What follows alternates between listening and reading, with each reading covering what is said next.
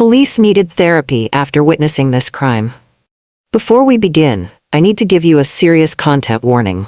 This case involves extreme abuse, neglect, and violence. The details are deeply disturbing and may be triggering for some viewers. If you're sensitive to content involving severe harm and suffering, please consider whether you want to continue. Take care of yourself first.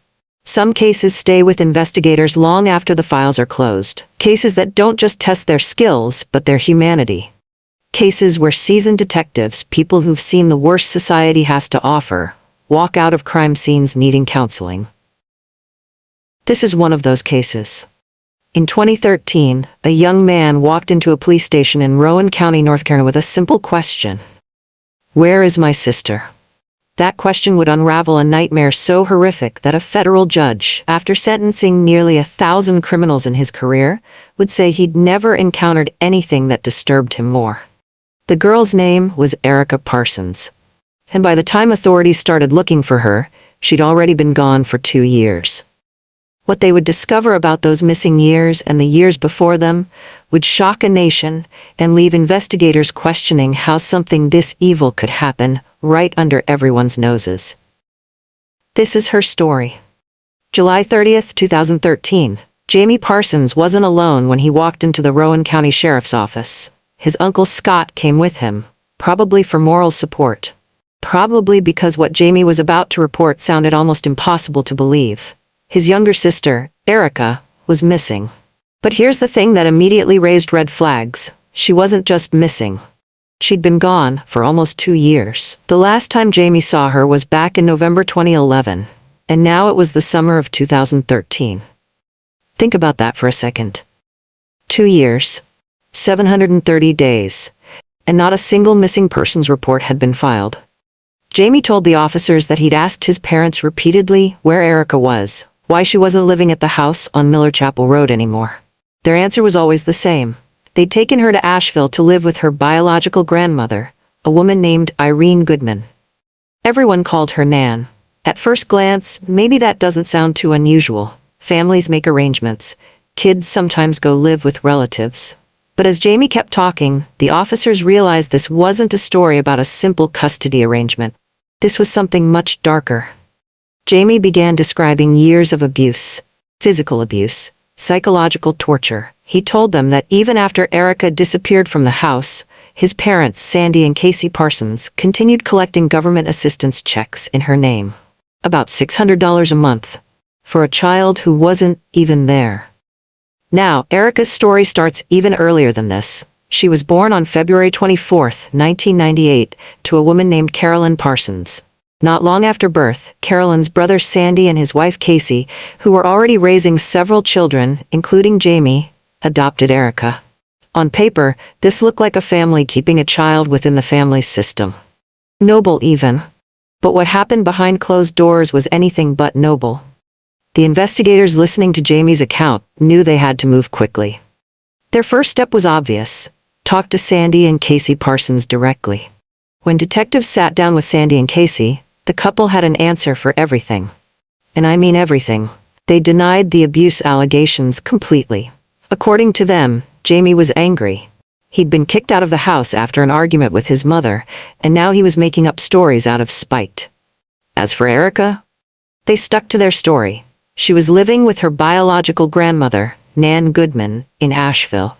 They'd driven her there themselves back in 2011. To back up their claim, they said their biological daughter, Brooke, had gone with them on that trip. But when investigators talked to Brooke, she said something completely different. No, she told them. She never went anywhere with them. That trip never happened. So now investigators had a contradiction. And contradictions in missing persons cases are like loose threads. You pull on them, and the whole story starts to unravel. Casey told detectives she'd been in touch with Nan through Facebook, but she couldn't provide any contact information. No phone number, no address, no way to reach the woman who was supposedly caring for a child Casey was still legally responsible for. She also couldn't show investigators her Facebook account. And here's where things get really strange. When investigators started digging into who Nan Goodman actually was, they discovered something shocking. Erica's biological grandmother, Irene Goodman, had died in 2005. That's 8 years before Erica was reported missing. 6 years before anyone last saw her alive. The grandmother Casey and Sandy claimed to have left Erica with? She'd been dead for years. Later, investigators would come to believe that this Nan person may not have ever existed at all. Carolyn, Erica's biological mother, told police that Erica had no biological relatives living anywhere near Asheville. The attorney representing Sandy and Casey tried to shift blame, suggesting that Carolyn should know where Nan was, since she supposedly introduced them. But Carolyn shut that down immediately. Nan and Irene were not real people, she said. The only two people who know the truth are the same two people who will never tell it. Casey would later change her story, claiming she'd been deceived by an imposter. The story kept shifting, morphing, changing shape every time someone poked a hole in it. And with each new version, investigators became more certain of one thing. Erica Parsons was not living with any grandmother in Asheville. Hey, before we go any further, I want to take just a moment here. If you're finding this case as compelling and heartbreaking as I am, do me a favor and hit that subscribe button. It genuinely helps this channel grow and allows me to keep bringing you these deep dive investigations. And if you want to share your thoughts, or if this case is hitting you hard, drop a comment below. I read every single one, and honestly, sometimes we all need to process these stories together. Alright, let's get back to it. The day after Erica was officially reported missing, the two youngest children in the Parsons household were removed by social services. That should tell you something right there about what authorities were starting to suspect. 6 days later, the Rowan County Sheriff's Office made a public announcement. Sandy and Casey Parsons were not cooperating with the investigation. Around the same time, Carolyn Parsons returned from New Orleans to speak with police. She hadn't seen Erica since January 5, 2011. She told investigators that she'd been getting updates about Erica through Facebook, but those updates were vague, distant. She said she thought about that last visit constantly. It played in her head like a loop she couldn't stop. She described feeling numb, as a parent, as a human being. She kept hoping, praying, that Erica was still alive somewhere. 2 weeks after Erica was declared missing, the street where the Parsons lived was shut down. Police cars lined up, maybe 25 or 30 of them, one neighbor said. Officers combed through the house, walked the property, searched the backyard multiple times. They found nothing immediately suspicious. But the absence of evidence was evidence in itself. There were no signs that Erica had been living in that house recently. Her bedroom wasn't intact. There was no personal space preserved for her. It was like she'd been erased. About a month into the investigation, the FBI joined the search. That's when things really escalated. Federal agents don't get involved in local missing persons cases unless there's reason to believe something serious has happened. Multiple search warrants were executed in August 2013, and the items seized from the house paint a disturbing picture.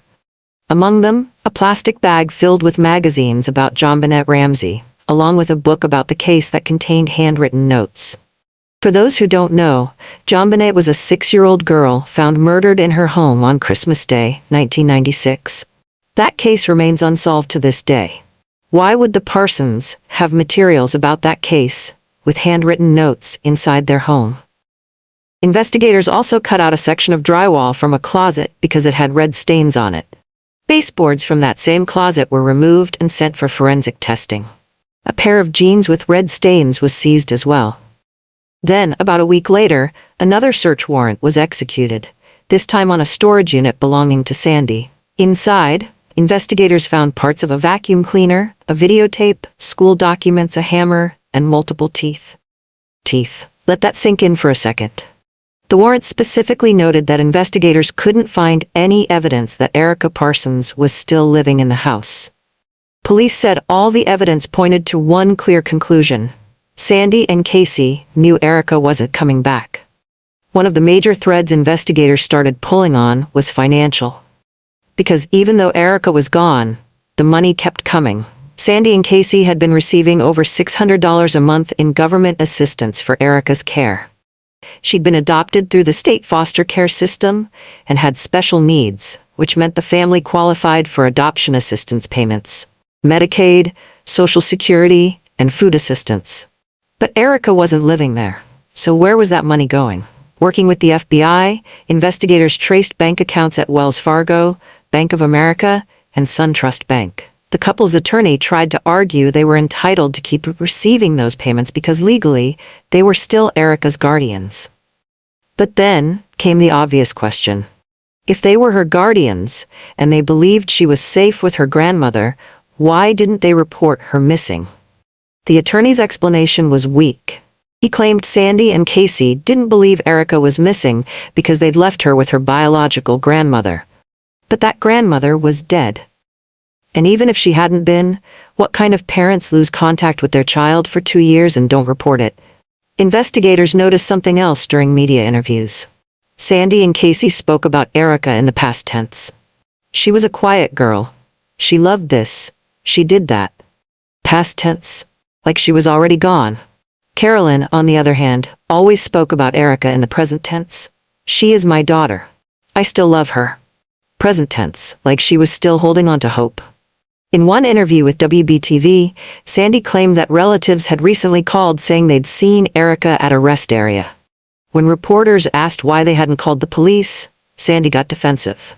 She said the only thing she wanted was for Erica to call home, say she was okay, and for Sandy to get her 2 youngest children back, the ones who'd been removed by social services.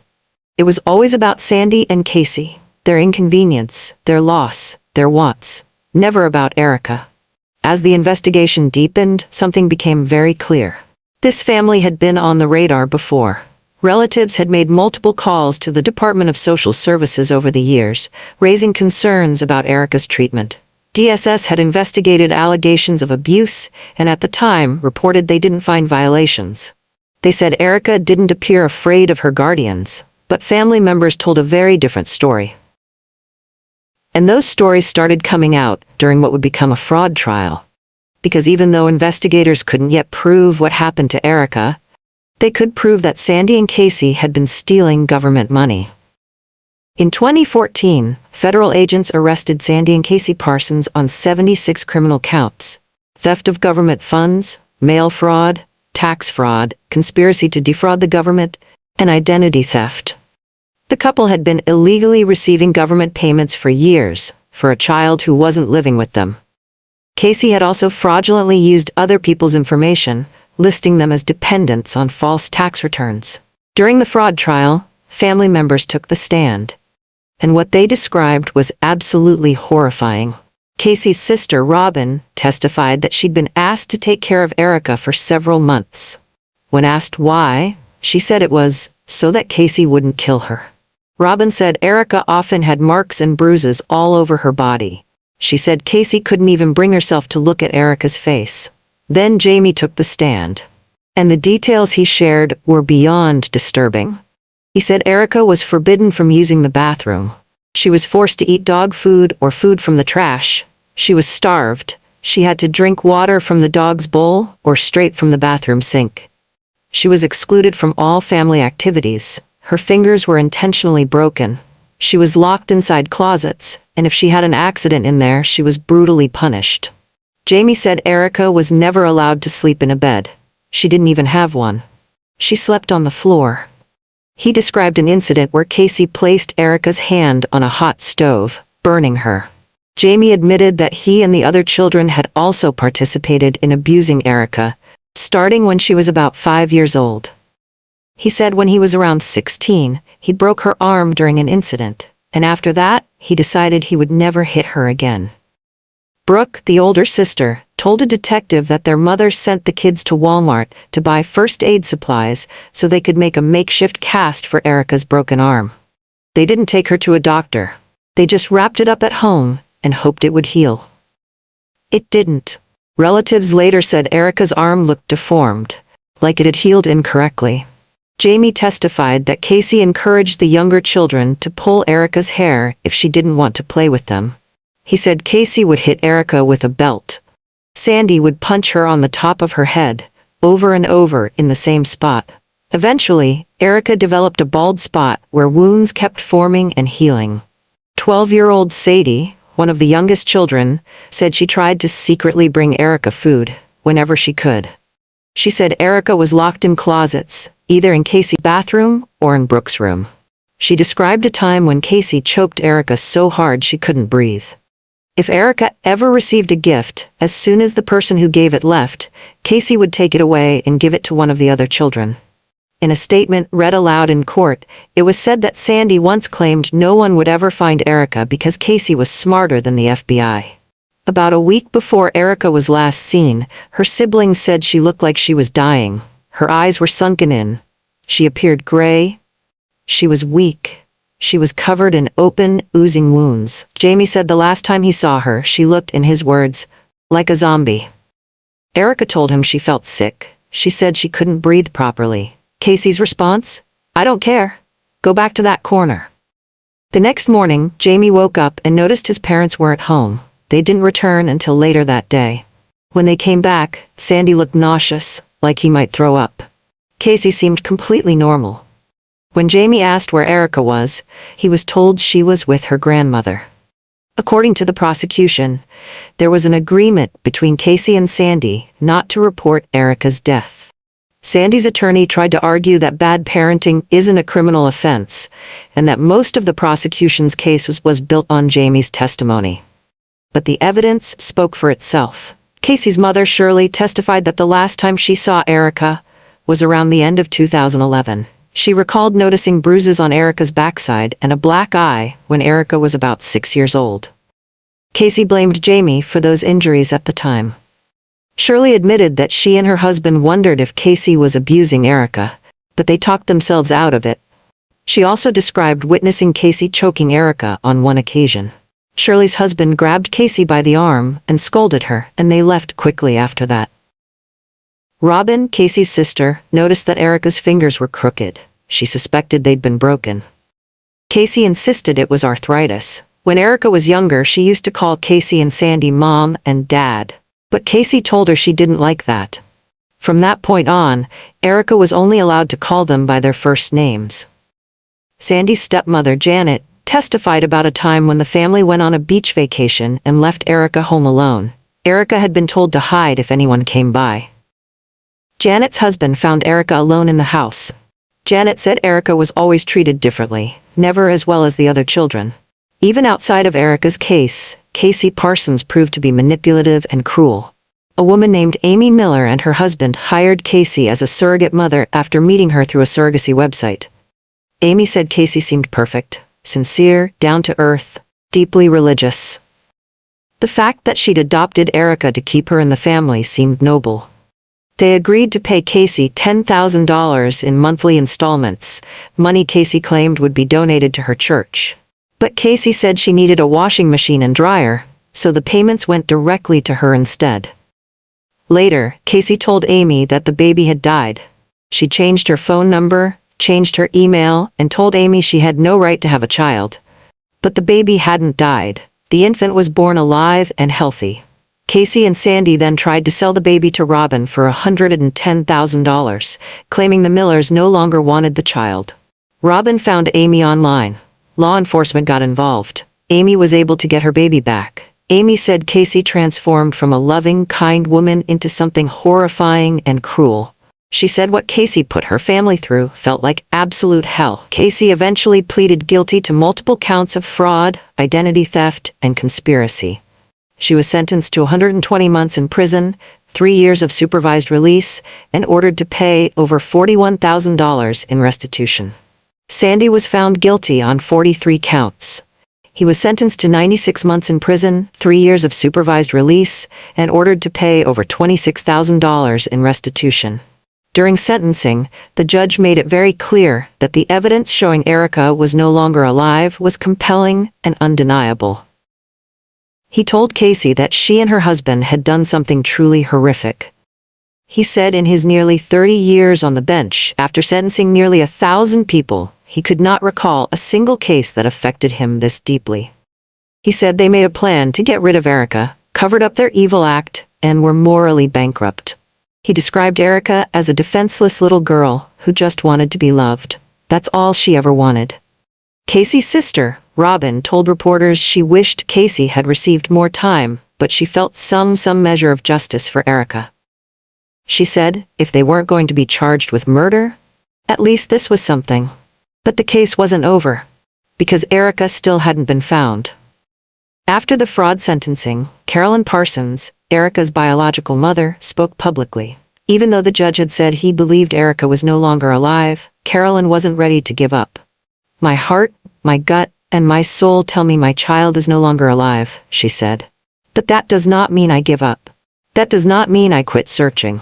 Until there is a body, until the DNA comes back from the FBI confirming she is gone, don't give up looking. Don't give up praying. Don't give up hope." Two local residents, Shannon Moss and W. Rogers, reached out to Canine Specialties, an organization from Illinois that specializes in finding missing persons using trained dogs. Rogers said they didn't want people to forget that Erica was still missing. He said they had to find her, no matter how hard it was. He said Erica was a human being, and if something horrible happened to her, if she was discarded like trash, people needed to remember she was not trash. She was a little girl. She deserved to be found. Robert T. Larson traveled to Rowan County and organized multiple search efforts with his dogs. He said the people who came together that weekend gave every bit of energy they had trying to find Erica. Unfortunately, nothing was found. The Rowan County Sheriff's Office reached out to the National Center for Missing and Exploited Children and asked them to create an age-progressed image of Erica, showing what she might look like if she were still alive. That image was released 5 years after she was reported missing. But deep down, investigators knew. They'd known for a while. Erica wasn't coming home alive. Years passed. Then, finally, a break. Brooke, the oldest daughter of Casey and Sandy, had been standing by her parents for years. But eventually, she agreed to speak with the FBI. What she told them was chilling. She described Casey forcing Erica to stand outside on a hot day without shoes until blisters formed on her feet. She said Erica's skin looked abnormal, covered in open sores. A few months later, Brooke visited her father in prison. And that's when Sandy finally broke. He told her he was willing to help police find Erica. Rowan County Sheriff Kevin Otten said that after speaking with Sandy, investigators were finally able to find what they'd been searching for.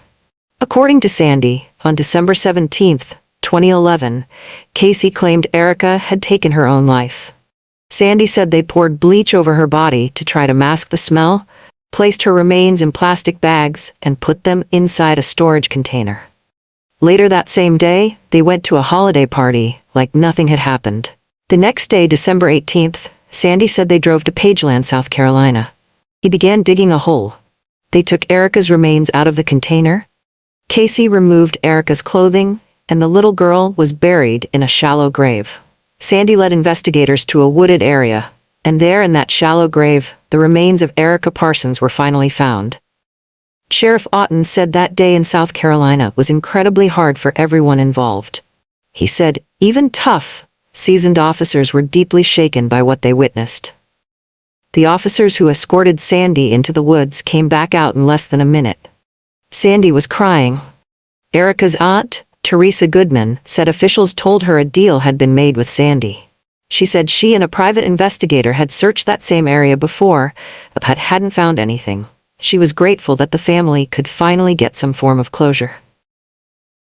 Around the same time Erica's family held her funeral, the autopsy results were made public. According to the medical examiner, Erica died as a result of intentional violence. Though the exact mechanism couldn't be determined, the findings were horrific. Investigators found fractures in different stages of healing. Her upper right arm, the bone connecting her arm to her collarbone, a finger, her jaw, her nose, her left shin bone, and 7 ribs. Some of those ribs had been broken more than once. There were signs of spinal injuries, severe emaciation, dehydration, and malnutrition. She suffered from low bone density and delayed growth. One tooth was missing. Some of her teeth had been broken. Officials didn't rule out kidney failure, untreated sepsis, infection, or even poisoning. The medical examiner wrote that given the history of abuse and the injuries found, they could not rule out a fatal, blunt force injury, asphyxiation, or strangulation. It was also determined that Erica's body had been dismembered. Erica Parsons was 13 years old when she died, and she died in unimaginable pain. Carolyn said that while she was grateful Erica had been found, that didn't mean Sandy was innocent. She said he stood behind Casey the entire time and supported every lie that came out of her mouth. In 2016, Sandy and Casey Parsons were charged with first-degree murder, felony child abuse inflicting serious bodily injury, felony concealment of death, and obstruction of justice. The indictment stated that they knowingly and intentionally dismembered and destroyed Erica's remains. Sheriff Kevin Otten said this case weighed heavily on everyone involved. He said he'd been in law enforcement for 30 years, and some of his investigators had been working even longer. He said they all felt that if they didn't find Erica and bring charges, it would feel like a complete failure of their entire careers. He said they were relieved the charges were filed just one day before what would have been Erica's 20th birthday. In 2019, Casey Parsons pleaded guilty to charges of child abuse and first-degree murder. She was sentenced to life in prison without the possibility of parole. She also received consecutive sentences for concealment of death, child abuse, and obstruction of justice, adding up to 23 more years on top of her life sentence. In court, Casey offered an apology. "I'm sorry to God and to Erica," she said, but she couldn't explain why she did what she did. Carolyn said she didn't believe Casey was truly sorry. She said Casey had no heart, no soul. She was just a body that functions. Carolyn said the only thing Casey gets that Erica doesn't is life. But in return for living, she would probably spend most of her time in solitary confinement, and that wondering if she'd make it through each day. 4 months after Casey's guilty plea, Sandy Parsons also pleaded guilty. He admitted to charges of obstruction of justice, child abuse, concealment of death, and second-degree murder. Sandy was sentenced to a minimum of 33 years in prison. He will be 82 years old before he is even eligible for parole. His attorneys argued he was manipulated and controlled by Casey, that he turned a blind eye but didn't personally kill Erica. They asked for leniency. The prosecutor disagreed. He said Sandy was an adult in that household. He was neither a victim nor a hero. He deserved the harshest possible punishment. The judge agreed. He said while Casey was the mastermind, Sandy went along with it, participated in the crimes, and had a warped way of thinking. Carolyn said Sandy's sentence felt like a slap on the wrist. She said he had the ability to make his own choices and failed to do so. After the involvement of countless law enforcement officers, thousands of man-hours, massive search efforts, and hundreds of witness interviews, the Erica Parsons case was finally closed. Sheriff Otten said this was never about the agencies involved. It was only about Erica. He said they had to move slowly and build the case brick by brick. The easiest thing would have been to give in to public pressure and rush to charge someone, but that would have been irresponsible. District Attorney Brandy Cook said this: "We have to have the courage to be a voice for those who don't have one. Monsters who abuse and mistreat children are among the very worst in our society. There are very few things more cruel than gaining a child's love and trust, only to make that child feel unwanted, unloved, and unsafe." And realizing how much Erica suffered in such a short life, never even knowing the warmth of having her own bed, and knowing that all of this was done by the very people who were supposed to protect her, it's almost too painful to even think about. Maybe the only positive thing to come out of this story is that the monsters responsible are exactly where they belong. Carolyn Parsons said she gave Erica up because she believed she would have a better life. She didn't have a stable home. She didn't have a steady job. She described Erica as a gift, the kind of gift millions of people would love to receive. She said she just wants to know why, and she knows she never will. And that's where we'll leave things today. Look, I know cases like this are heavy. They sit with you. They make you think about the world differently. And if this one affected you the way it affected me, I hope you'll take a moment to hit that like button and subscribe if you haven't already. Not just for the algorithm, but because it tells me these stories matter to you too. Drop a comment below if you need to process this, if you have thoughts, or if there's a case you think I should cover next? Sometimes the best thing we can do after hearing something this dark is talk about it. Share it, make sure it's not forgotten. Thank you for being here. Thank you for caring about Erica's story. And until next time, take care of yourselves, take care of each other, and remember that even in the darkest stories, people are fighting for justice. Stay safe, stay curious, and I'll see you in the next one.